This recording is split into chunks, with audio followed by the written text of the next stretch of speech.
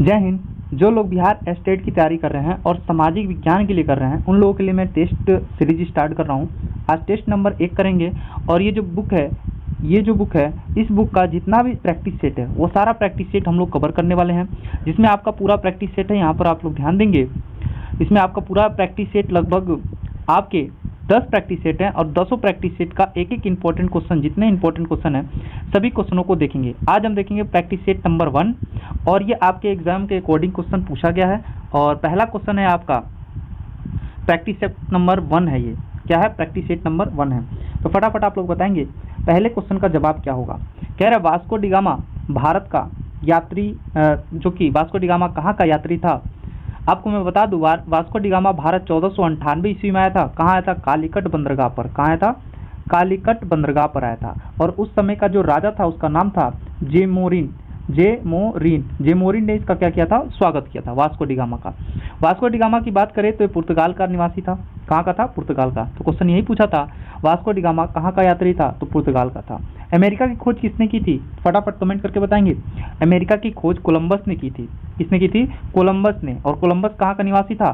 तो स्पेन का निवासी था। कहाँ का निवासी था? तो स्पेन का निवासी था कोलंबस।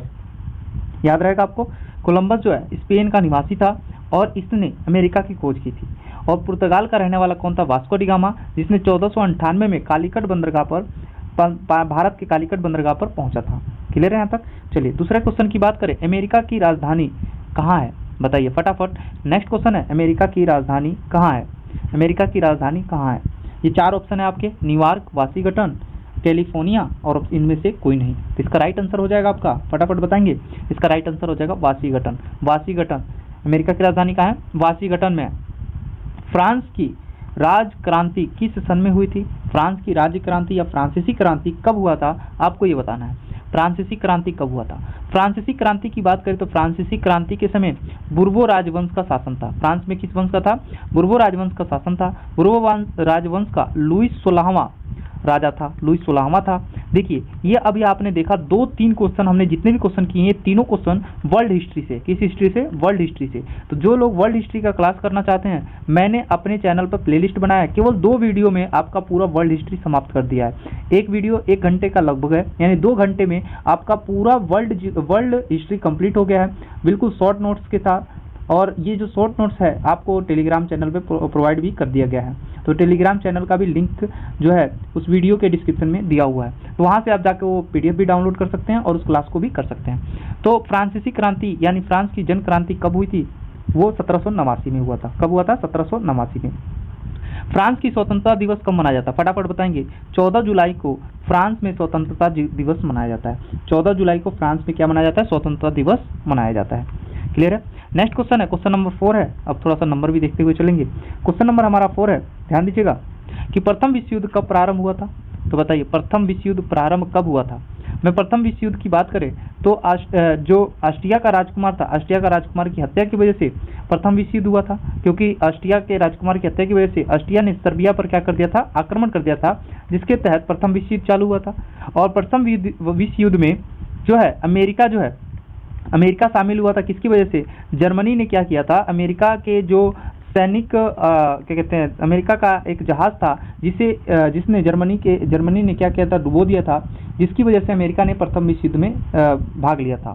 तो बता रहा है प्रथम विश्व युद्ध कब आरंभ हुआ था? तो 1914 में हुआ था। 1914 से लेकर 1918 तक चला था। अगर वही द्वितीय विश्व युद्ध की बात करें तो 1939 से लेकर 45 तक चला था द्वितीय विश्व युद्ध। नेक्स्ट क्वेश्चन है, ध्यान देंगे, हिटलर का जन्म कहाँ हुआ था? इस क्वेश्चन को मैं थोड़ा छोटा कर दूंगा, जिससे क्या होगा एक बार में 2-2 क्वेश्चन आपके कवर होते हुए चलेंगे। ठीक है, तो बताइए हिटलर का जन्म कहाँ हुआ था? हिटलर का जन्म कहाँ हुआ था? तो हिटलर की बात करें तो हिटलर का जन्म हुआ था, फटाफट कमेंट करके बताएंगे हिटलर का जन्म कब हुआ था, कहाँ हुआ था? तो हिटलर का जन्म हुआ था ऑस्ट्रिया में। हिटलर की बात करें तो हिटलर ने जर्मनी का नेतृत्व किया था। हिटलर जर्मनी का चांसलर बना था। कहाँ का? जर्मनी का चांसलर बना था हिटलर। तो इसने ऑस्ट्रिया का क्या किया था? नेतृत्व किया था। ऑस्ट्रिया में इसका जन्म हुआ था। भारतीय वन अधिनियम कब पारित हुआ था? भारतीय वन अधिनियम कब पारित हुआ था? आपका क्वेश्चन है भारतीय वन अधिनियम कब पारित हुआ था? तो भारतीय वन अधिनियम 1874 में पारित हुआ था। कब? 1874 में। फटाफट आप लोग इसको जवाब देते हुए भी चलेंगे, लास्ट में बताएंगे किसका कितना क्वेश्चन सही हुआ था। क्वेश्चन नंबर 7 है, बताइए संयुक्त राष्ट्र संघ का मुख्यालय कहाँ है? संयुक्त राष्ट्र संघ का मुख्यालय कहाँ है, जिसको शॉर्ट में बोलते हैं यूएनओ। संयुक्त राष्ट्र संघ का मुख्यालय कहाँ है, आपको बताना है। संयुक्त राष्ट्र संघ की स्थापना जो हुई थी 24 अक्टूबर 1945 को हुआ था। 24 अक्टूबर 1945 को हुआ था और इसका जो मुख्यालय है न्यूयॉर्क में है। कहाँ है? न्यूयॉर्क में। न्यूयॉर्क के मैनहट्टन द्वीप पर, मैनहट्टन द्वीप पर इसका मुख्यालय है। इसमें कुल अध्याय की बात करें तो अध्याय कितने हैं? तो शायद 9 हैं और जो है 111 इसमें क्या है? अध्याय है और भाग जो है 9 है। अध्याय 111 और भाग क्या है? 9 है, ऐसा कुछ है। अब नेक्स्ट क्वेश्चन है, ध्यान दीजिएगा, इसको मैं थोड़ा छोटा करता हूँ, चीज़ें आपको समझ में आएंगी। नेक्स्ट क्वेश्चन है, दलहनी फसल, दलहन फसल जो है, दलहन फसल वाले पौधे के जड़ की गांठ में पाया जाता है। क्या पाया जाता है बताइए फटाफट। ऑप्शन नंबर 1 है नाइट्रोजन स्थिरीकरण जीवाणु, पोटेशियम स्थिरीकरण जीवाणु, फास्फेटिक स्थिरीकरण जीवाणु। तो इसका राइट आंसर क्या होगा? फटाफट जवाब देंगे। इसका राइट जवाब होगा ऑप्शन नंबर ए, नाइट्रोजन स्थिरीकरण जीवाणु इसमें पाए जाते हैं। नेक्स्ट क्वेश्चन है, पॉलिटी से क्वेश्चन आ गया भैया। लोकतंत्र के बारे में इनमें से कौन सा कथन सत्य नहीं है? लोकतंत्र के बारे में इनमें से कौन सा कथन सत्य नहीं है, बताना। नहीं है, नहीं। तो पहला, लोकतंत्र में लोगों को अभिव्यक्ति की स्वतंत्रता होती है। लोकतंत्र में लोगों को संगठन बनाने का अधिकार होता है। लोकतांत्रिक देशों में लोगों को विरोध करने की आज़ादी नहीं होती है। लोकतंत्र में चुनाव हेतु नेताओं को ही देश प्रशासन का अधिकार होता है। तो बताइए इसका कौन सा नहीं है, ये बताइए। इसका राइट आंसर क्या होगा? तो इसका राइट आंसर हो जाएगा ऑप्शन नंबर सी, लोकतंत्र देशों में लोगों को विरोध करने की आज़ादी नहीं की बात नहीं है, होती है, आज़ादी होती है भाई, विरोध कर सकते हैं। जैसे आप धरना दे रहे हैं TRE 4 में भाई की सीटें बढ़े, तो धरना दे रहे हैं ना, तो भाई अधिकार है कि नहीं है। नेक्स्ट क्वेश्चन है, यहाँ पे क्वेश्चन पढ़ेंगे फिर उधर ऑप्शन देखेंगे। वर्ष 2005 में बिहार विधानसभा के चुनाव में अनीता भी अपने माता पिता के साथ वोट देने गई थी, लेकिन अनीता को वोट देने से रोक दिया गया था। कहा गया कि उसकी उम्र अभी वोट देने की नहीं है। तो आप हमें बताइए कि भारत में वोट देने की न्यूनतम आयु कितनी है? वाह, क्या क्वेश्चन है, कहानी की तरह बिल्कुल क्वेश्चन पूछा है। तो बताइए इसका राइट आंसर क्या होगा? वोट देने का अधिकार कितने वर्ष का होता है? तो आपका वोट देने का अधिकार कितने वर्ष का है? फटाफट बताएंगे कितने वर्ष में आप वोट दे सकते हैं।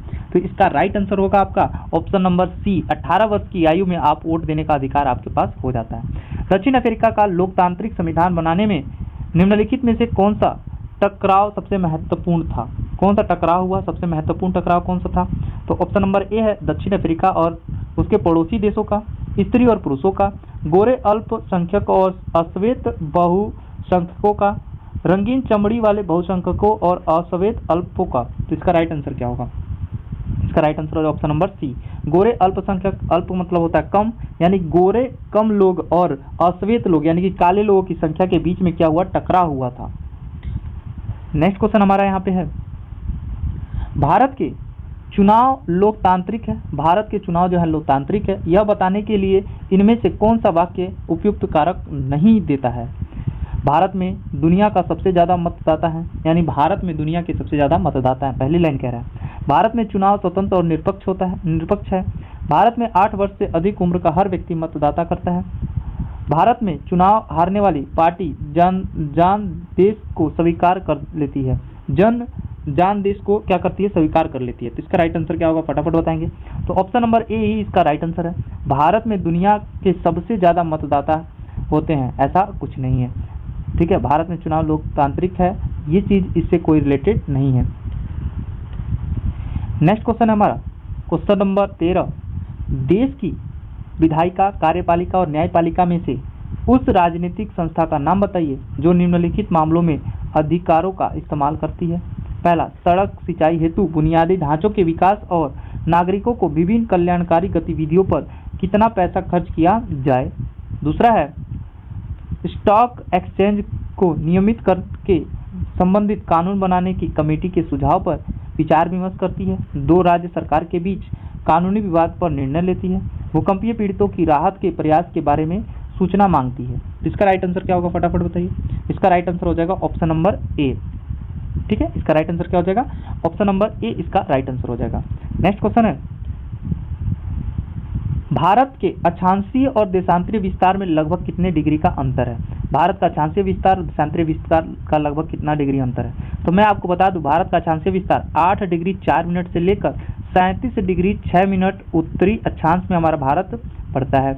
देशांतरीय विस्तार की बात करें भारत का तो 68 डिग्री 7 मिनट से लेकर 97 डिग्री 25 मिनट पूर्वी देशांतर में हमारा भारत पड़ता है। ये देशांतरीय और हमारा अक्षांशीय विस्तार हो गया।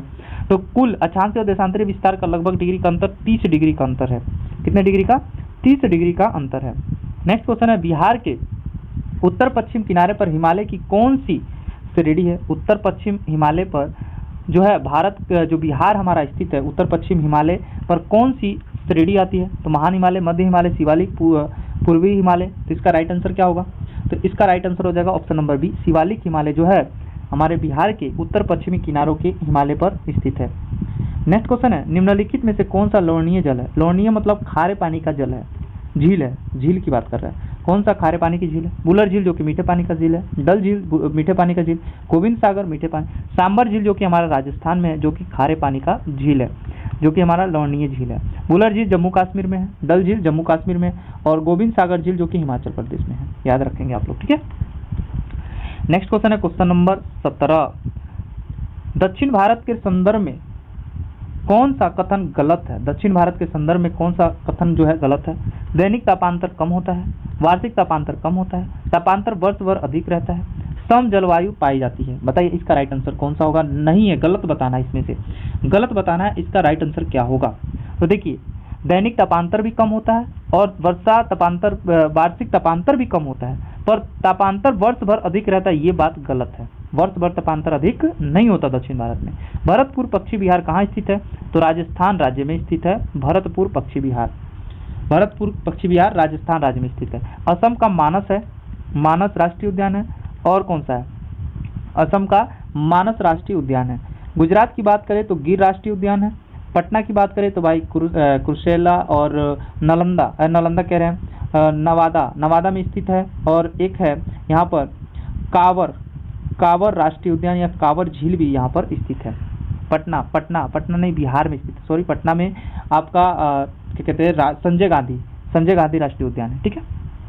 क्वेश्चन नंबर 19 का जवाब देंगे, निम्नलिखित में से कौन जनसंख्या परिवर्तन के प्रमुख कारण है? जनसंख्या परिवर्तन का प्रमुख कारण क्या है? तो जन्म दर, मृत्यु दर, प्रवास, ये तीनों भाई जनसंख्या परिवर्तन के कारण है। क्यों? क्योंकि अगर जन्म दर अधिक होगा तो जनसंख्या बढ़ जाएगा, मृत्यु दर अधिक होगा, अगर मृत्यु दर अधिक होगा तो जनसंख्या क्या हो जाएगा? कम हो जाएगा। प्रवास, लोग भारत को छोड़कर अन्य देश में जाने लगेंगे तो जनसंख्या भाई कम हो जाएगा, और अन्य देश से भारत में आने लगेंगे लोग तो जनसंख्या क्या हो जाएगा? बढ़ जाएगा। तो सभी चीज क्या है भाई? ये तीनों चीज जनसंख्या परिवर्तन के भाई कारण है। उपयुक्त में से सभी इसका राइट आंसर हो जाएगा। समझ आ गया? नेक्स्ट क्वेश्चन है, महाभारत लेक क्या है? तो पर्वत श्रृंखला है भाई, वैसे दिख रहा है। महाभारत लेक क्या है? पर्वत श्रृंखला है। नेक्स्ट क्वेश्चन है, बंगाल कब स्वतंत्र हुआ था? बंगाल कब स्वतंत्र हुआ था? बताइए फटाफट, इसका राइट आंसर क्या होगा? बंगाल कब स्वतंत्र हुआ था? तो बंगाल आपका 17 दिसंबर 1971 को स्वतंत्र हुआ था। बंगाल हमारा 17 दिसंबर 1971 को स्वतंत्र हुआ था। उससे पहले इसको हम पूर्वी पाकिस्तान के नाम से जानते थे। पूर्वी पाकिस्तान के नाम से हम लोग जानते थे। श्रीलंका कब स्वतंत्र हुआ? श्रीलंका की राजधानी क्या है ये बताइए? कोलंबो इसकी राजधानी है। और ठीक है, एलिफेंटा द्वीप यहीं पे स्थित है, श्रीलंका में ही। तो हमें बताना है कि श्रीलंका कब स्वतंत्र हुआ था, बताइए फटाफट, इसका राइट आंसर क्या होगा? श्रीलंका कब स्वतंत्र हुआ था? तो 4 जनवरी 1948 को हमारा श्रीलंका स्वतंत्र हुआ था। 4 जनवरी 1948 को श्रीलंका क्या हुआ था? स्वतंत्र हुआ था। नेक्स्ट क्वेश्चन है, मापनी में हर व्यक्त करती है, मापनी हर व्यक्त करती है धरातल की दूरी, मानचित्र की दूरी, दोनों दूरियां, उनमें से कोई नहीं। बताइए इसका राइट आंसर क्या होगा? मापनी में हर की बात कर रहा है तो बताइए। तो भाई धरातल की दूरियां ये व्यक्त करता है। निम्नलिखित में से कौन सा क्षेत्रीय अध्ययन में द्वितीयक आंकड़ों का स्रोत है? बताइए। जनगणना विभाग, ग्राम पंचायत, कृषि विभाग, उपयुक्त में से सभी। इसका राइट आंसर क्या होगा? तो इसका right answer option number D हो जाएगा भाई, सभी है। नेक्स्ट क्वेश्चन है, मानव जानकीय आपदा के प्रभाव को कम करने में कौन से उपाय हैं? भूमि उपयोग की जानकारी नहीं रखना, आपदा रोधी भवन का निर्माण न करना, सामुदायिक जागरूकता पर ध्यान देना, जोखिम क्षेत्रों में बसाव को बढ़ाना। तो मानव जनित आपदा के प्रभाव को कम करने के लिए कौन सा उपाय है? तो भूमि उपयोग की जानकारी नहीं रखना, उपाय की बात कर रहे हैं। आपदा रोधी भवनों का निर्माण ना करना, सामुदायिक जन जागरूकता पर ध्यान देना। तो इसका राइट आंसर बताइए फटाफट। तो आपको साफ साफ दिख रहा है भाई, सामुदायिक जागरूकता पर ध्यान देना है। सुनामी किस प्रकार की आपदा है? सुनामी जो है किस प्रकार की आपदा है? तो ऐसे ही दिख रहा है, मानव जनित आपदा है कि प्राकृतिक आपदा है, उपयुक्त में से दोनों है, इनमें से कोई नहीं है। तो बताइए सुनामी जो है किस प्रकार की आपदा है? तो आप कहेंगे ये तो भैया प्राकृतिक आपदा है। एंथ्रेक्स क्या है? अंतिम सूक्ष्म जीव, युद्धपोत, जंगली जानवर, युद्ध का एक सशस्त्र। बताइए इसका राइट क्या आंसर होगा? इसका राइट आंसर हो जाएगा अति सूक्ष्म जीव है एंथ्रेक्स। उत्पादन के प्रमुख साधन कितने हैं? 3, 4, 5, 2। इसका राइट आंसर बताइए। उत्पादन के प्रमुख संसाधन कितने हैं? तो 5 हैं। कितने हैं? 5 होते हैं उत्पादन के प्रमुख संसाधन। चलिए नेक्स्ट क्वेश्चन है हमारा 29 नंबर क्वेश्चन है, निम्नलिखित में से कौन श्रम के अंतर्गत आता है? सिनेमा देखना, छात्र द्वारा मनोरंजन के लिए क्रिकेट खेलना, शिक्षा द्वारा अध्यापन, संगीत का अभ्यास आनंद के लिए करना। तो बताइए श्रम के अंतर्गत आता है, बताइए फटाफट इसका राइट आंसर क्या होगा? तो भाई श्रम के अंतर्गत भाई इसमें मेहनत कौन कर रहा है? क्या सिनेमा देखना मेहनत है? छात्र द्वारा मनोरंजन के लिए क्रिकेट खेलना मेहनत है? शिक्षक का अध्यापन जो है भाई मेहनत है, श्रमिक है। ठीक है, याद रखेंगे। नेक्स्ट क्वेश्चन है, भारत की प्रमुख आर्थिक समस्या नहीं है। भारत की प्रमुख आर्थिक समस्या नहीं पूछ रहा है। आर्थिक विषमता, औद्योगिक विकास, गरीबी, औद्योगिक पिछड़ापन क्या नहीं है भैया? तो आप कहेंगे इसका राइट आंसर हो जाएगा औद्योगिक विकास समस्या नहीं है। भारत के ग्रामीण क्षेत्रों में पाई जाती है शिक्षित बेकारी, औद्योगिक बेकारी, अदृश्य बेकारी, चक्रीय बेकारी। बताइए इसका राइट आंसर क्या होगा? तो इसका राइट आंसर अदृश्य बेकारी, क्योंकि आप देख रहे होंगे एक खेत में जहाँ एक लोग को काम करने के लिए खेत होता है उसमें 10 लोग लगे हुए हैं। तो भैया ये क्या है? अदृश्य बेकारी है। उनको लगता है भैया हमारे पास रोजगार है। सन 1943 में भारत के किस प्रांत में भयानक अकाल पड़ा था? बताइए 1943 में कहाँ अकाल पड़ा था? बिहार, राजस्थान, पंजाब, बंगाल और उड़ीसा। इसका राइट आंसर क्या होगा? तो 1943 में अकाल कहाँ पड़ा था? तो बंगाल में पड़ा था। कहाँ पड़ा था? बंगाल में। नेक्स्ट क्वेश्चन है, इटली एवं जर्मनी वर्तमान में किस महादेश के अंतर्गत आता है? उत्तर अमेरिका, दक्षिण अमेरिका, यूरोप, पश्चिमी एशिया। बताइए इटली और जर्मनी जो देश है किस महाद्वीप में है? इसका राइट आंसर हो जाएगा भैया यूरोप में है। कहाँ है? यूरोप में है। यूरोप वासियों के लिए किस देश का साहित्य एवं ज्ञान विज्ञान प्रेरणा स्रोत रहा है? यूरोप वासी के लिए किस देश की साहित्य एवं ज्ञान विज्ञान प्रेरणा स्रोत रहा है? जर्मनी का, यूनान का, तुर्की का, इंग्लैंड का। बताइए इसका राइट आंसर क्या होगा? इसका राइट आंसर क्या होगा? तो भैया आपको मालूम होगा यूनान का। यूनान जो है, यूनान जो देश है ये यूरोप वासियों के लिए क्या है? साहित्य और ज्ञान विज्ञान का स्रोत रहा है। लेनिन की मृत्यु कब हुई थी? बताइए लेनिन की मृत्यु कब हुई थी? लेनिन की मृत्यु कब हुई थी? 1921, 1922, 1923, 1924। लेनिन की मृत्यु कब हुई थी? तो आप बताएंगे लेनिन की मृत्यु हुई थी 1924 में। कब हुई थी? 1924 में। हिंद चीन क्षेत्र के अंतिम युद्ध समाप्ति के समय में अमेरिका के राष्ट्रपति कौन थे? वाशिंगटन, निक्सन, जॉन बुश या रूजवेल्ट। बताइए अमेरिका के राष्ट्रपति कौन थे उस समय जब हिंद चीन क्षेत्र में अंतिम युद्ध जो है समाप्त हुआ था? तो उस समय अमेरिकी राष्ट्रपति कौन थे? इसका राइट आंसर क्या होगा? इसका राइट आंसर हो जाएगा निकोलस। वल्लभ भाई पटेल को सरदार की उपाधि किस किसान आंदोलन के दौरान मिली थी? बारदोली, अहमदाबाद, खेड़ा, चंपारण। तो भैया इन्होंने बारदोली सत्याग्रह किया था 1928 में, जिसके वजह से वहाँ की महिलाओं ने सरदार वल्लभ भाई पटेल को सरदार की उपाधि दे दी थी। अखिल भारतीय ट्रेड यूनियन कांग्रेस की स्थापना कब हुई थी? अखिल भारतीय ट्रेड यूनियन कांग्रेस की स्थापना कब हुई थी? 1948, 1981, 1848, 1881, 1885, 1920। बताइए इसका राइट आंसर क्या होगा? फटाफट बताएंगे इसका राइट आंसर क्या होगा? इसका राइट आंसर क्या होगा? 38 का राइट आंसर हो जाएगा 1920 में। कब? 1920 में। कौन सा सामाजिक वर्ग बुद्धिजीवी वर्ग के रूप में उभर कर आया? कौन सा सामाजिक वर्ग जो है बुद्धिजीवी वर्ग के रूप में उभर कर आया था? उद्योगपति वर्ग, श्रमिक वर्ग, पूंजीपति वर्ग और मध्यम वर्ग। इसका राइट आंसर क्या होगा? बुद्धिजीवी वर्ग के रूप में उभर के आया था कौन? इसका राइट आंसर हो जाएगा भाई मध्यम वर्ग के लोग क्या है? बुद्धिजीवी वर्ग के रूप में उभर के सामने आए थे। भूमंडलीय विमुद्रीकरण की शुरुआत किस दशक में हुई थी? 1990 की दशक, 1970, 1960, 1980। बताइए किस दशक में भूमंडलीय की शुरुआत हुई थी? इसका राइट आंसर हो जाएगा 1990 के दशक में।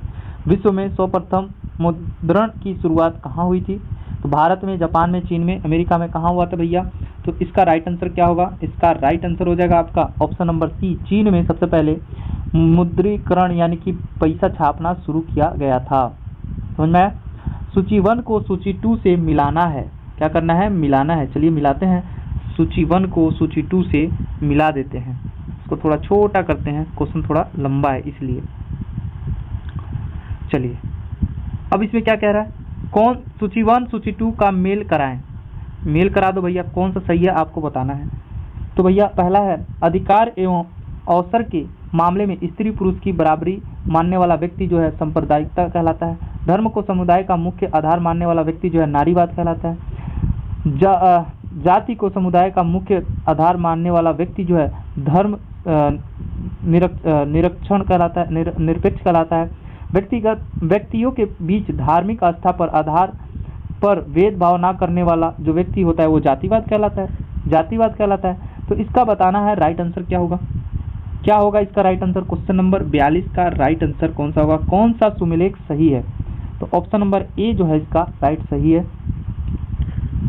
क्वेश्चन नंबर 43 है आपका, निम्नलिखित में से कौन भारतीय किसान यूनियन के प्रमुख नेता थे? मोरारजी देसाई, महेंद्र सिंह टिकैत, जयप्रकाश नारायण, चौधरी चरण सिंह। बताइए इसका राइट आंसर क्या होगा? 43 का राइट आंसर हो जाएगा option number C, Mahendra Singh Tikait जो है भारतीय किसान यूनियन के प्रमुख नेता थे। राजनीतिक दल की नींव सर्वप्रथम किस देश में पड़ी थी? ब्रिटेन में, फ्रांस में, भारत में, संयुक्त राज्य अमेरिका में। इसका राइट आंसर क्या होगा? तो इसका राइट आंसर हो जाएगा ब्रिटेन में सबसे पहले क्या हुआ? राजनीतिक दलों की नींव पड़ी थी। नेक्स्ट क्वेश्चन है, राजनीतिक दलों की मान्यता और उसका चिन्ह किसके द्वारा प्रदान किया जाता है? राष्ट्रपति सचिवालय द्वारा, प्रधानमंत्री सचिवालय द्वारा, निर्वाचन आयोग द्वारा, संसद द्वारा। तो भैया किसी भी राजनीतिक दल का जो है चिन्ह जो मिलता है किसके द्वारा मिलता है? तो आप सभी को मालूम है निर्वाचन आयोग के द्वारा मिलता है। निर्वाचन आयोग ही चुनाव चिन्ह बांटता है। नेक्स्ट क्वेश्चन है हमारा, तट रेखा से कितने किलोमीटर क्षेत्र सीमा को अपवर्जक आर्थिक क्षेत्र कहा जाता है? तो 200 न्यूटन मील को हम भारत का चाहे किसी भी देश का अपवर्जक क्षेत्र कहते हैं। मरुस्थलीय मृदा का विस्तार निम्न में से कहाँ है? तो उत्तर प्रदेश, राजस्थान, कर्नाटका और महाराष्ट्र। तो मरुस्थलीय मृदा की बात कर रहा है तो कहाँ है? राजस्थान वाले क्षेत्र में है। मरुस्थल कहाँ है? राजस्थान वाले क्षेत्र में। बिहार में कितना प्रतिशत भौगोलिक क्षेत्र में वनों का फैलाव है? 15%, 20%, 30%, 7.84%। तो कितने क्षेत्रों में वन फैला हुआ है बिहार में बताना है? तो 7.84% क्षेत्रों पर फैला हुआ है। अगला क्वेश्चन है हमारा, क्वेश्चन नंबर 49 है, भारत का राष्ट्रीय पक्षी क्या है भैया? भारत का राष्ट्रीय पक्षी क्या है? कबूतर, हंस, मयूर, तोता। तो क्या है भैया? 49 का आंसर हो जाएगा आपका मयूर, मतलब होता है मोर। तो मोर भैया हमारा राष्ट्रीय पक्षी है। चलिए,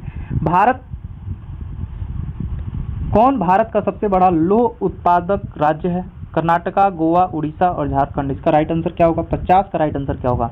लौह उत्पादक राज्य, सबसे ज्यादा लोहा कहाँ निकाला जाता है? किस राज्य में? तो उड़ीसा में। कहाँ है? उड़ीसा राज्य में। किस राज्य में खनिज तेल का विशाल भंडार स्थित है? तो असम, राजस्थान, बिहार और तमिलनाडु। तो बताइए भाई, खनिज तेल की बात कर रहा है, किसकी बात कर रहा है? खनिज तेल की बात कर रहा है। तो सबसे ज्यादा असम राज्य में है। कहाँ? असम राज्य। और पहला तेल शोधक कारखाना वहीं बैठाया गया था, वहीं से तेल निकाला गया था, असम के डिगबोई से। प्राकृतिक गैस किस खनिज के साथ पाया जाता है? तो यूरेनियम, पेट्रोलियम, चूना पत्थर, कोयला। तो प्राकृतिक गैस किसके साथ पाया जाएगा? बताइए फटाफट। तो किसके साथ पाया जाता है? पेट्रोलियम के साथ ही तो पाया जाएगा। पमलू किस राज्य का स्थानांतरित कृषि है? स्थानांतरित कृषि यानी कि जो झूम कृषि के नाम से जानते हैं ना, उसको पंगलू कहते हैं। पमलू किस राज्य में पमलू कहा जाता है उसको? तो मणिपुर, केरल, छत्तीसगढ़, इनमें से कोई नहीं। इसका राइट आंसर बता दीजिए फटाफट। तो मणिपुर में इसको क्या कहा जाता है? पमलू कहा जाता है। क्या कहा जाता है? पमलू। रे इसको वियतनाम में कहते हैं। वियतनाम में क्या कहते हैं? रे कहते हैं। रोका इसको हम लोग क्या कहते हैं? ब्राजील में कहते हैं। ठीक है। तो ये जितना भी चीज है ये जितना है ये, इसको मैं अगर डिस्क्रिप्शन करूँगा, बताऊँगा ज़्यादा तो वीडियो लंबा हो जाएगा। तो हम लोगों को शॉर्ट वे में चलना है, डेली एक प्रैक्टिस सेट करना है, लगभग 50 मिनट 40 मिनट की वीडियो में। समझ में आ रहा है ना? तो निम्नलिखित में से कौन सा औद्योगिक अवस्थित का कारण नहीं है? तो बाजार, जनसंख्या, पूंजी, ऊर्जा। तो भैया औद्योगिकरण अवस्थिति का कारण नहीं पूछा है, तो बताइए इसका राइट आंसर क्या होगा? नहीं बताना है। तो भैया जनसंख्या जो है इससे कोई मतलब नहीं है औद्योगिकरण से। पश्मीना ऊन किससे प्राप्त होता है? तो विशेष बकरियों के बालों से, खरगोश के बालों से, भेड़ के बालों से, उपयुक्त में से सभी से। पश्मीना शाल जो है जम्मू कश्मीर में उद्योग किया जाता है। पश्मीना शाल तो किससे किया जाता है? तो विशेष प्रकार की वहाँ बकरी पाई जाती हैं जहाँ से पश्मीना शाल का उत्पादन किया जाता है। स्वतंत्रता प्राप्ति के समय भारत के समय देश की सड़कों की कुल लंबाई कितनी थी? 2.42 lakh kilometre, 1.46 lakh kilometre, 3.88 lakh kilometre, 5.78 lakh kilometre. बताइए स्वतंत्रता प्राप्ति के बाद देश में सड़कों की कुल लंबाई कितनी थी? बड़ा इंपॉर्टेंट क्वेश्चन है। तो इसका राइट आंसर हो जाएगा 3.88 लाख किलोमीटर। बिहार में कितना प्रतिशत क्षेत्र पर खेती की जाती है? 50, 60, 80, 36.5। कितने प्रतिशत जमीन पर खेती की जाती है बिहार में? तो आपका राइट आंसर हो जाएगा 60% जमीन पर क्या होती है? खेती होती है। कांवड़ झील स्थित है, तो भैया इसका राइट आंसर क्या होगा? दरभंगा, भागलपुर, बेगूसराय, मुजफ्फरपुर। तो कांवड़ झील कहाँ स्थित है? विश्व का सबसे बड़ा, सुनिए, एशिया का सबसे बड़ा गोखुर झील है ये, गोखुर झील। क्वेश्चन पूछेगा एशिया का सबसे बड़ा गोखुर झील कांवड़ झील है। और ये कांवड़ झील कहाँ है? तो बेगूसराय में है। कहाँ है? बेगूसराय में। इसका राइट आंसर क्या हो जाएगा? बेगूसराय हो जाएगा। नेक्स्ट क्वेश्चन है, कांटी तापीय विद्युत परियोजना किस जिले में अवस्थित है? बिहार के किस जिले में स्थित है ये बताना है। पूर्णिया, सिवान, मुजफ्फरपुर, पूर्वी चंपारण। तो कांटी ताप विद्युत परियोजना जो है ये आपके बिहार के मुजफ्फरपुर जिले में स्थित है। बिहार के मुजफ्फरपुर जिले में स्थित है। नेक्स्ट क्वेश्चन है, किस नगर में कालीन तैयार किया जाता है? किस नगर, बिहार के किस नगर में कालीन जो बिछाया जाता है ना, उस तैयार किया जाता है? तो किशनगंज, दाऊदनगर, बिहार शरीफ, गया। तो बताइए इसका राइट आंसर क्या होगा? तो इसका राइट आंसर होगा दाऊदनगर में भाई कालीन जो है बिछाने का जो कालीन है वो तैयार किया जाता है। जबकि भारत में कालीन का उत्पादन सबसे ज़्यादा, जो कालीन है उसका उत्पादन कहाँ किया जाता है? तो मिर्जापुर में किया जाता है, उत्तर प्रदेश के। राष्ट्रीय पोत संस्थान पटना के किस घाट पर स्थित है? महेंद्रू घाट, गांधी घाट, दीघा घाट, बांस घाट। किस घाट पर है भाई? राष्ट्रीय पोत संस्थान पटना के किस घाट पर स्थित है? पोत मतलब जहाँ पानी की जहाजें बड़ी बड़ी आकर तोड़ी जाती है उसी को कहते हैं पोत। इसका राइट आंसर क्या होगा? इसका राइट आंसर हो जाएगा महेंद्रू घाट पर। किस घाट पर? महेंद्रू के घाट पर स्थित है। 2011 के जनगणना के अनुसार बिहार में लिंगा अनुपात कितना है? बिहार का लिंगा अनुपात कितना है बताना है। 919, 918, 946, 907। इसका राइट आंसर क्या होगा? फटाफट बताएंगे। इसका राइट आंसर हो जाएगा 918 लिंगा अनुपात हमारे बिहार का है। जब किसी मानचित्र में अधिक ऊंचाई की समोच्च रेखा आसपास तथा कम ऊंचाई की समोच्च रेखा दूर दूर बनी होती है तो किस ढाल को प्रदर्शित करती है? उत्कल ढाल, अवतल ढाल, सीढ़ी नुमा ढाल, इनमें से कोई नहीं। इसका राइट आंसर बताएंगे। इसका राइट आंसर हो जाएगा आपका अवतल ढाल। इसका राइट आंसर हो जाएगा अवतल ढाल। सूखा किस प्रकार की आपदा है? प्राकृतिक आपदा है, मानवीय आपदा है, सामान्य आपदा है, इनमें से कोई सा नहीं है। तो भैया कौन सा आपदा है? सूखा पड़ना कौन सा आपदा? प्राकृतिक आपदा है। कौन सा आपदा है? प्राकृतिक आपदा है। भूकंप एवं सुनामी से बचाव का इसमें से कौन सा तरीका सही नहीं है? भूकंप और सुनामी से बचना है तो कौन सा तरीका सही नहीं होगा? भूकंप के पूर्व अनुभव को गंभीरता से लेना, भूकंप निरोधी भवनों का निर्माण कराना, गैर सरकारी संगठनों द्वारा राहत कार्य हेतु तैयार रहना, भगवान भरोसे बैठे रहना। कौन सा नहीं है? तो भगवान भरोसे बैठे रहना यही नहीं होगा भैया। और कौन सा होगा? ऑप्शन नंबर डी इसका राइट आंसर हो जाएगा। चलिए नेक्स्ट क्वेश्चन नंबर 66 है हमारा।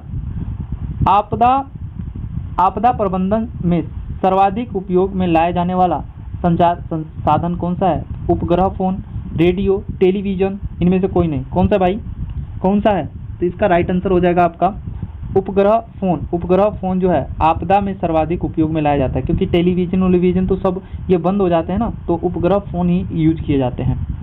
नेक्स्ट क्वेश्चन है, भारत सरकार में ने बाढ़ नियंत्रण के लिए कितने आयाम निर्धारित किए हैं? 2, 3, 4, 5 कितने आयाम निर्धारित किए हैं बाढ़ नियंत्रण करने के लिए?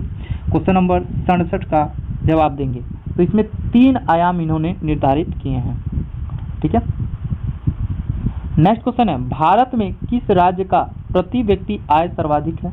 यानी भारत की किस राज्य में प्रति व्यक्ति आय सबसे अधिक है? बिहार में, पंजाब में, हरियाणा, गोवा। इसका राइट आंसर बताएंगे। क्वेश्चन नंबर 68 का राइट आंसर क्या होगा? तो गोवा का प्रति व्यक्ति आय जो है सबसे अधिक है। देश में अभी कार्यरत क्षेत्रीय ग्रामीण बैंकों की संख्या कितनी है? 190, 192, 199, 196। इसका राइट आंसर क्या होगा? इसका राइट आंसर होगा 196 बैंक अभी भी ग्रामीण क्षेत्रों में काम कर रहे हैं। वैश्वीकरण का अर्थ क्या है? वैश्वीकरण का अर्थ क्या है? विदेशी पूंजी और विनियोग पर रोक, व्यापार पूंजी, तकनीकी हस्तांतरण, सूचना प्रवाह द्वारा देश के अर्थव्यवस्था का विश्व अर्थव्यवस्था के साथ समन्वय, सरकारीकरण की प्रक्रिया को बढ़ाना, इनमें से कोई नहीं। तो वैश्वीकरण का मतलब क्या होता है ये हमें बताना है। इसका राइट आंसर क्या होगा? इसका right answer option number B हो जाएगा। नेक्स्ट क्वेश्चन है हमारा, किस जनगणना के मुताबिक दुर्भिक्ष और महामारी के कारण 120 से 130 लाख लोग मारे गए थे? तो 121 जनगणना, 121वां जनगणना, 1931वां जनगणना, 1941वां, 191वां जनगणना, किस जनगणना के तहत जो है किसी वजह से 120 से लेकर 130 लाख लोग मारे गए थे? तो भैया 121वां जनगणना के तहत बताया गया था। आगे नेक्स्ट क्वेश्चन है,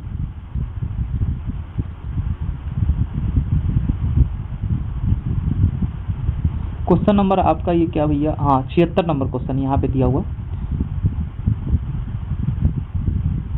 वैश्वीकरण जनगणना 71। चलिए 72 नंबर क्वेश्चन ना, ऊपर आ जाइए 72 नंबर क्वेश्चन से। हाँ, क्वेश्चन है 72 नंबर क्वेश्चन आपका कि पूर्वी गढ़वाल में स्थित ब्रुगाल क्या है? ब्रुगाल क्या है?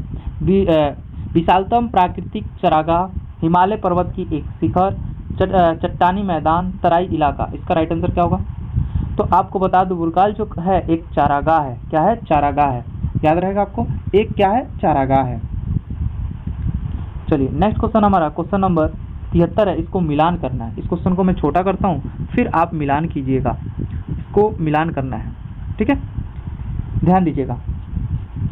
बताइए, सेटलमेंट रिपोर्ट ऑफ कनाडा 1850-55 और जेनरी from Madras to the countries of Mysore Canara act Malabar 1807, the red act of empire 1993। तो इसका ऑप्शन भी देखते हुए चलेंगे और फिर हम लोग इसका मिलान करेंगे।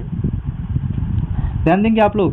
तो इसका जो है पहला अगर देखें, सेटलमेंट रिपोर्ट ऑफ कनाडा 1850 और 55, ये किसके समय आया था? तो जो है G.C. बर्नर्स, इसका राइट आंसर होगा। तो एक का पहला होगा। तो एक का पहला आपका ऑप्शन नंबर 1 में भी है, ऑप्शन नंबर सी में भी है। चलिए आगे बढ़ते हैं। तो दूसरे का दूसरा वैसे ही दिख रहा है। तो फ्रांसीसी हेरिमंट ऑफ बुकान, ये भाई दूसरे का दूसरा, ठीक है भैया। दूसरे का दूसरा पहले में भी है, तीसरे में भी है। आगे ध्यान देंगे तो तीसरे में the reticle of the empire, the reticle of the empire जो है इसका होगा डेविड स्पायर, और द फॉरेस्ट ऑफ इंडियन जो है E.P. स्टेविंग। इसका राइट आंसर क्या हो जाएगा? तब ऑप्शन नंबर सी इसका राइट आंसर हो जाएगा। एक बार आप लोग भी मिलाकर देख लेंगे। महाराष्ट्र के चारागाह समुदाय के बारे में कौन सा कथन सही नहीं है? महाराष्ट्र के चारागाहों के समुदाय के बारे में कौन सा कथन सही नहीं है, ये बताना है। गरीडे महाराष्ट्र के जाने माने चारागाह समुदाय है। 20वीं सदी के धंग समुदाय की आबादी 4,67,000 थी। धंगर गड़रियों में से कुछ लोग कंबल और चादर बनाते थे तो कुछ लोग भैंस पालते थे। मानसून काल में धंगर कोंकण और तटीय इलाकों में निवास करते थे। बताइए कौन सा गलत इसमें लाइन है? तो देखिए ऑप्शन नंबर डी, मानसून काल में घंगड़ और कोंकण और तटीय इलाकों में निवास नहीं करते थे, ये करते थे लिखा हुआ है। निम्नलिखित में से कौन सा कथन सही है बताना है। तो कर्नाटक और आंध्र प्रदेश में गोलका, कुमरामा और कुरुबा समुदाय निवास करते थे। ठीक है। दूसरा है गोलाल समुदाय बुने कंबल बेचते थे। कुरुमा और कुरुबा समुदाय गाय भैंस पालते थे। ये लोग सर्दी गर्मी होने पर अपनी जगह बदल देते थे। बताइए इसका राइट आंसर क्या होगा। 75 का राइट आंसर क्या होगा। तो ऑप्शन नंबर ए इसका राइट आंसर हो जाएगा। अब बाकी सब ये कथन क्या है भाई, गलत है, जबकि ऑप्शन नंबर ए इसका सही आंसर है। निम्नलिखित कथनों पर विचार कीजिए। पहला है, नर्मदा नदी घाटी के आरंभिक लोगों में से कुछ कुशल संग्राहक और शिकारी थे, पहला है। दूसरा है, लगभग 8000 वर्ष पूर्व सुलेमान और कित्तर पहाड़ियों में रहने वाले स्त्री पुरुष ने सबसे पहले गेहूं और जौ जैसे फसलों का उपजना प्रारंभ किया था। तीसरा है, भारतीय उपमहाद्वीप में जहां सबसे पहले चावल उपजाए गए वे विंध्य के उत्तर में स्थित है। इन तीनों कथनों में से कह रहा है कौन सा कथन सही है। ऑप्शन नंबर ए है 2 और 3 सही है, ऑप्शन नंबर 1 और 2 सही है, ऑप्शन नंबर सी 1 और 3 सही है, और ऑप्शन नंबर डी उपयुक्त में से सभी सही हैं। तो इसका राइट आंसर आप लोग बताएंगे, इसका राइट आंसर क्या है। क्वेश्चन नंबर 76 का बताएंगे राइट आंसर क्या है। तो भैया इसका राइट आंसर है उपयुक्त में से सभी। सारे कथन क्या है, तीनों कथन इसके सही हैं। चलिए नेक्स्ट क्वेश्चन है, हड़प्पा सभ्यता के शिल्पकार निम्नलिखित में से किस धातु का प्रयोग शिल्पकारी हेतु करते थे। पत्थर, तांबा, सोना, शंख, कांसा और चांदी। कह रहा है उत्तर का चयन कीजिए, माने कि सही उत्तर का चयन कीजिए, यानी कि सामानों को बनाने के लिए किस किस चीज का उपयोग करते थे।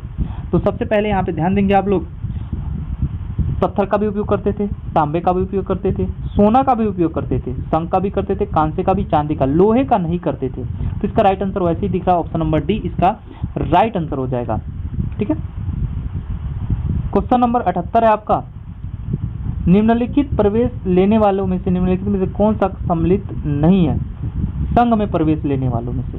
ठीक है, निम्नलिखित में सही उत्तर का चयन करना है। तो व्यापारिक हो गया, ब्राह्मण हो गए, गणिकाएं हो गए, क्षत्रिय हो गए और दास हो गए। संघ में प्रवेश लेने वाले में से कौन से शामिल थे, कौन कौन संघ में शामिल हो सकते थे। तो भैया व्यापारी भी हो सकते हैं, ब्राह्मण भी हो सकते थे, और गणिकाएं भी, क्षत्रिय भी और दास भी। सारा इसका राइट आंसर हो जाएगा, उपयुक्त में से सभी लोग ले सकते थे। नेक्स्ट क्वेश्चन है, उत्तर वैदिक काल की सामाजिक संरचना के संदर्भ में कथन पर विचार कीजिए। उस समय समाज में केवल पुरोहित, योद्धा, कृषक और पशुपालक के समूह ही शामिल थे। कुछ पुरोहित और योद्धा वैभवशाली थे, सभी कृषक और पशुपालक निर्धन थे। तो बताइए इसका राइट आंसर क्या होगा। तो आप ध्यान देंगे, उस समय समाज में केवल पुरोहित और योद्धा और कृषक थे। नहीं भाई, उस समय केवल पुरोहित, योद्धा और कृषक नहीं थे, क्षत्रिय भी थे, शूद्र भी थे। तो ये पहला कथन तो आपका गलत हो गया। दूसरा कह रहा है कुछ पुरोहित और योद्धा वैभवशाली थे, ये तो बात सही है। ऑप्शन नंबर सी कह रहा है सभी कृषक पशुपालक निर्धन थे। निर्धन नहीं थे भैया, कुछ पशुपालक क्या थे, अमीर थे। तो ऑप्शन नंबर केवल 2 सही है, तो ऑप्शन नंबर बी इसका राइट आंसर होगा। समझ में गया। तो 79 का आंसर क्या हो जाएगा, ऑप्शन नंबर बी। चलिए क्वेश्चन नंबर 80 है, हरिका मेरू के संदर्भ में निम्नलिखित कथनों पर विचार कीजिए। यहाँ ईंटों से बनने वाला एक गोदाम का ढांचा प्राप्त हुआ है। यहाँ से दक्षिण चीन सागर क्षेत्र के एलोरा जैसा पात्र प्राप्त हुआ है। इसमें से बताना है कौन सा कथन सत्य नहीं है। तो बताइए इसका राइट आंसर क्या होगा। तो भैया यहाँ की ईंटों से बना एक गोदाम का ढांचा प्राप्त हुआ है, नहीं, यहाँ से ढांचा किसी प्रकार का प्राप्त नहीं हुआ है। यहाँ के दक्षिणी चीन सागर क्षेत्र के एलोरा जैसा पात्र प्राप्त हुआ है, ये बात बिल्कुल सही है। तो केवल बी जो है कि कह रहा है कि एलोरा जैसे पात्र प्राप्त हुए, नहीं, ऐसा कोई बात नहीं है, ये आपका सही है। पहली लाइन सही है, ईंट से बना एक गोदाम का ढांचा प्राप्त हुआ है, ये पहली लाइन सही है। दूसरी लाइन क्या है, गलत है। और क्या पूछा हमसे, गलत ही पूछा है, तो ऑप्शन नंबर बी इसका राइट आंसर हो जाएगा। क्लियर है। क्वेश्चन नंबर 81, चलिए भैया, पूर्वाग्रह के संदर्भ में निम्नलिखित कथनों पर सत्य कौन सा असत्य बताना है। लोग अपने से अलग दिखने वाले के बारे में खास तरह की राय बना लेते हैं, जिसे पूर्वाग्रह कहते हैं। ज्यादातर पूर्वाग्रह की राय सकारात्मक होती है। हम कई चीजों के बारे में पूर्वाग्रह हो सकते हैं, जैसे लोगों के धार्मिक विश्वास, उनकी चमड़ी का रंग, बोल भाषा और पहनावा आदि। यदि पूर्वाग्रह आगे चलकर रूढ़िवाद की धारणा बन जाती है। तो बताइए इसका राइट आंसर क्या होगा, कौन सा असत्य है बताना है। तो बताइए इसका राइट आंसर क्या होगा। तो ऑप्शन नंबर बी इसका राइट आंसर होगा। ज्यादातर पूर्वाग्रह की राय जो है सकारात्मक होती है, ये गलत है। ये क्या भाई। नेक्स्ट क्वेश्चन है, कथन 1 और कथन 2 दिया है, इसका राइट आंसर देखते क्या है। तो कथन 1 दिया है, शहरी क्षेत्रों के लोग इंटरनेट के जरिए घर से बाहर कदम रखे बिना बाजार में प्रवेश कर लेते हैं और ऐसे बाजारों को ई बाजार कहा जाता है। इस समय फ्लिपकार्ट, अमेज़न जैसे ने ग्रामीण क्षेत्रों में भी अपनी पहुंच सुनिश्चित कर दी है। तो भाई ये तो बात बिल्कुल दोनों सही लग रही है, ये दोनों बात सही लग रही है। तो इसका राइट आंसर क्या होगा। क्वेश्चन नंबर 82 का राइट आंसर क्या होगा, फटाफट बताएंगे। तो इसका राइट आंसर हो जाएगा ऑप्शन नंबर सी, दोनों कथन क्या है भाई, सही है। नेक्स्ट क्वेश्चन नंबर 83 है, निम्नलिखित कथनों में से कौन सा असत्य बताना है। असत्य बताना है कौन सा है। शहर को अलग अलग वार्डों में बांटा जाता है और हर वार्ड में एक परिषद का चुनाव होता है। बताइए असत्य देखना हमें। तो पहली बात तो बिल्कुल सही लग रही है। परिषदों की समितियां और परिषद विभिन्न मुद्दों पर निर्णय लेने का कार्य करते हैं, वहीं उन्हें लागू करने का कार्य नगर निगम महापौरों करता है। क्या बात सही है। नहीं, ये बात तो बिल्कुल गलत है। नगर निगम का अध्यक्ष महापौरों और पार्षद दोनों प्रत्यक्ष रूप से जनता द्वारा निर्वाचित होते हैं। नगर निगम संपत्ति, शिक्षा, मनोरंजन, पानी एवं अन्य सुविधाओं का पर कर अधिरोपित करता है। ये सारी बातें सही हैं। ऑप्शन नंबर बी क्या है, एक गलत है। ऑप्शन नंबर बी इसका राइट आंसर हो जाएगा। 84 नंबर क्वेश्चन है, आज दुनिया के ज्यादातर देशों के पास अपना संविधान और संविधान के संदर्भ में निम्नलिखित कथनों पर विचार कीजिए। जिन देशों के पास अपना संविधान होता है वे सभी लोकतांत्रिक देश होते हैं। तो बताना है इसका राइट आंसर। तो भाई कथनों पे विचार करना है। ऑप्शन नंबर इसमें अलग अलग दिया हुआ है, तो इसको थोड़ा छोटा करते हैं फिर चीज़ों को समझते हैं। तो पहला ऑप्शन है, जिन देशों के पास अपना जो संविधान होता है वो क्या भाई सारे लोकतांत्रिक देश होते हैं। ये तो बात बिल्कुल गलत है। जिसके पास अपना संविधान होगा वो लोकतांत्रिक होगा, ऐसी कोई बात नहीं है। संविधान के उक्त आदर्शों का सूत्रबद्ध करता है जिसके आधार पर नागरिक अपने देश को अपनी इच्छा और सपनों के अनुसार रह सकते हैं। नागरिक रह सकते हैं? नहीं जी, ऐसी कोई बात नहीं है। तो इसमें बताना है कौन सा कथन सही है। ये बात तो बिल्कुल सही है कि हाँ भाई नागरिक वैसे जैसे चाहेगा वैसे अपने इच्छा के अनुसार जो है देश को क्या कर सकता है, रच सकता है। तीसरा ऑप्शन है, संविधान नियमों का एक ऐसा समूह है जिसको उस देश के सभी लोग अपने देश को चलाने की पद्धति के रूप में अपना सकते हैं। यही बात सही है, यही बात सही है। संविधान हमें यह बताता है कि हमारे समाज का मूलभूत स्वरूप क्या है। नहीं जी, ये तो नहीं बताता है। तो ऑप्शन नंबर क्या सही होगा, 2 और 3 किस में दिया हुआ है, ऑप्शन नंबर बी में दिया है। तो राइट आंसर हो जाएगा option number B. Question number 85 है आपका, इतिहास में हमें धर्म के आधार पर भेदभाव, वेद खाली और अत्याचार में अनेक उदाहरण मिलते हैं। इसके संदर्भ में निम्नलिखित कथनों पर विचार कीजिए। पहला, हिटलर ने जर्मनी के यहूदियों पर अत्याचार किया। दूसरा, सऊदी अरब में गैर मुसलमानों को मंदिर और गिरजाघर बनाने की छूट थी। यहूदी धर्म को मानने वाले इजराइल में भी मुस्लिम और ईसाई अल्पसंख्यकों के साथ अमानवीय व्यवहार किया जाता है। हमें बताना है कौन सा कथन इसमें असत्य है। तो भैया इसमें देखेंगे असत्य एक ही दिख रहा है। सऊदी अरब में गैर मुस्लिमों को मंदिर और गिरजाघर बनाने की छूट है, ये बात बिल्कुल गलत है, ये छूट नहीं है। तो ऑप्शन नंबर बी इसका राइट आंसर हो जाएगा 85 का। नेक्स्ट क्वेश्चन है क्वेश्चन नंबर 86, बेल्जियम सरकार के मॉडल से संबंधित निम्नलिखित पर विचार करिए। संविधान में विचार करना है और सही जवाब हमें बताना है। तो इसका राइट आंसर भी बताना है, ध्यान दीजिएगा। संविधान में यह प्रावधान किया कि सरकार में डच और फ्रांसीसी भाषा मंत्रियों की संख्या समान होगी। ये तो बात बिल्कुल सही है। राज्य सरकारें केंद्र सरकार के अधीन रहेंगी। राज्य सरकारें जो हैं वो केंद्र सरकारों के क्या रहेंगी, अधीन रहेंगी। ये बात बिल्कुल गलत है, ये बेल्जियम का मॉडल नहीं है। ब्रसेल्स में अलग सरकार है, ये बात बिल्कुल सही है। ऑप्शन नंबर 1 और 3 क्या है, सही है। ऑप्शन नंबर 1 और 3 ऑप्शन नंबर सी में है। नेक्स्ट क्वेश्चन है क्वेश्चन नंबर 87, लोकतांत्रिक व्यवस्था के तीसरे स्तर को अधिक शक्तिशाली और प्रभावित बनाने के लिए कुछ नियम नीचे दिए गए हैं। पहला जो नियम है वह है स्थानीय स्वशासन निकाय के चुनाव नियमित रूप से करवाना संवैधानिक बाधक है। ये बात सही है। अनुसूचित जातियों, अनुसूचित जनजातियों और पिछड़े जातियों के लिए सीट आरक्षित करना, यही बात सही है। यही बात क्या है? सही है। आगे कह रहा है 1/3 सीट महिलाओं के लिए आरक्षित है, यही बात सही है। सभी स्थानीय न्यायिकों को अपने खर्च की भरपाई के लिए राजस्व एकत्रित करने के अधिकार दिए गए, ये बात गलत है। तो ऑप्शन नंबर 1, 2, 3 सही है। तो किस में दिख रहा है? ऑप्शन नंबर डी में दिख रहा है, इसका राइट आंसर हो जाएगा।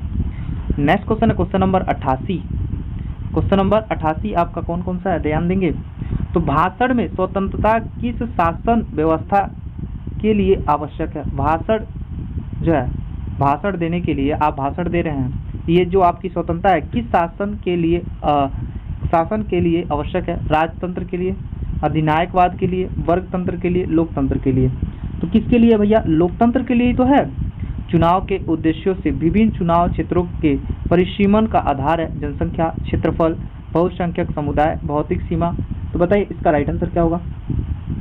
इसका राइट आंसर हो जाएगा जनसंख्या। क्वेश्चन नंबर 90 है, ध्यान दीजिएगा। निम्नलिखित में से कौन सा प्रत्यक्ष प्रजातंत्र का साधन नहीं है? दबाव समूह, उपक्रम, जनमत संग्रह, वापस बुलाना। बताइए इसका राइट आंसर हो जाएगा दबाव समूह जो है प्रत्यक्ष जनता तंत्र का साधन नहीं है। क्वेश्चन नंबर 91 है, निम्नलिखित में से कौन सी विशेषता सैटेलाइट रिमोट सेटिंग डाटा से में समस्या पैदा करती है? भू आवरण, बादल आवरण, जल आवरण, वनस्पति आवरण। तो भैया सैटेलाइट की बात कर रहा है, तो इसका राइट आंसर बता देना आपको। तो भैया बादल आवरण जो है सैटेलाइट से संबंधित है। निम्नलिखित में से कौन सा एक बृहद पैमाना मानचित्र का उदाहरण है? भू संपत्ति मानचित्र, दीवार मानचित्र, एटलस मानचित्र, इनमें से कोई नहीं। तो भैया आपको बताना है इसका राइट आंसर। तो भू संपत्ति मानचित्र जो है बृहद मापक मानचित्र का उदाहरण है। एक नाविक के लिए निम्नलिखित में से कौन सा प्रक्षेपक अधिक उपयोगी है? मार्केटर प्रक्षेपक, नौमानिक परिक्षेप, ज्वारक्रिय परिक्षेप और मालवीड प्रक्षेप। इसका राइट आंसर बताइए एक नाविक के लिए। तो मार्कर प्रक्षेप जो है एक नाविक के लिए क्या है? उपयोगी है। किस अक्षांश रेखा की वास्तविक लंबाई भूमध्य रेखा की आधी होती है? किस अक्षांश रेखा की वास्तविक लंबाई जो है भूमध्य रेखा की आधी होती है? तो ऑप्शन नंबर ए है 45, 60 डिग्री, 45 डिग्री, 75 डिग्री, 66.5 डिग्री। इसका राइट आंसर बता दीजिए। इसका राइट आंसर हो जाएगा ऑप्शन नंबर बी, 60 डिग्री जो है वास्तविक लंबाई जो है भूमध्य रेखा की आधी है। कर्क रेखा तथा मकर रेखा के मध्य भारत को क्या कहते हैं? तो कर्क रेखा और मकर रेखा का बीच में आता है आपका शुष्क कटिबंध या शीतोष्ण कटिबंध या उष्ण कटिबंध या शीत कटिबंध। तो आप कहोगे उष्ण कटिबंध जो है कर्क रेखा और मकर रेखा के बीच के क्षेत्र को उष्ण कटिबंध कहते हैं। अनुकूलतम जनसंख्या का सिद्धांत निम्नलिखित में से किसके द्वारा सर्वप्रथम प्रस्तुत किया गया था? सीजविक द्वारा, केनन द्वारा, रॉबिन्स द्वारा, कार्ल सैंडल द्वारा। बताइए इसका राइट आंसर क्या होगा? क्वेश्चन नंबर 96 का राइट आंसर हो जाएगा आपका सीजविक द्वारा। निम्नलिखित देशों में से सर्वाधिक जनसंख्या घनत्व वाला देश कौन सा है? निम्नलिखित देशों में से सर्वाधिक जनसंख्या घनत्व बताना, किस देश का? हांगकांग का, बहरीन का, बांग्लादेश का, मोनाको का। इसका राइट आंसर बताइए। सबसे ज्यादा जनसंख्या घनत्व कहाँ है? तो मोनाको में है। क्या है? मोनाको में।